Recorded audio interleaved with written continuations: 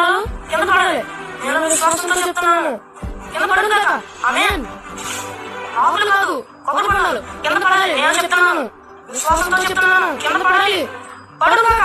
కొబ్బరి బొండాలు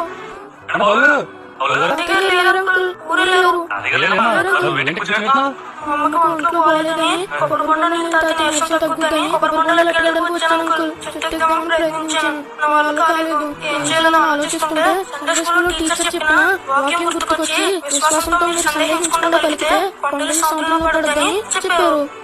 కొండలు సముద్రంలో పడినప్పుడు కొబ్బరి బొండాలు కింద పడవా అని విశ్వాసంతో ప్రార్థన చేసిన కొబ్బరి బొండాలు కింద పడలేదు.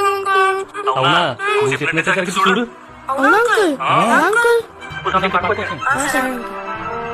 ఇంకా కావాలి కొబ్బరి బొండాలు. అంకుల్ మీరు వచ్చినందుకు చాలా థ్యాంక్స్ అంకుల్. అంకుల్ నేను ఎంతసేపు ప్రార్థన చేసిన దేవుడు నా ప్రార్థన లేదు, కొబ్బరి బొండాలు కింద పడలేదు. ఎందుకు అంకుల్? మీరు వచ్చి తీశారు కాబట్టి కింద పడ్డాయి. అవునా? మరి నన్ను ఎవరు తీసుకొచ్చారండి? మిమ్మల్ని అంకుల్. అది మన దేవుడు ఆయన కార్యం చేయగలరు. నువ్వు అనుకున్నావు కొబ్బరి బొండాలు అట్లా కింద పడాలనుకున్నావు. నేనేదో కొబ్బరికాయలు ఇక్కడ వెళ్ళాల్సిన ఏంటో, మీ తాతయ్య గారితో మాట్లాడాలని ఇక్కడ రాకపోతాం ఏంటో, మీరు ఇక్కడ బండాల కోసం కూర్చోండి. ఇదంతా ఎలా జరిగింది? ఇదంతా నీ విశ్వాసం వల్ల జరిగింది.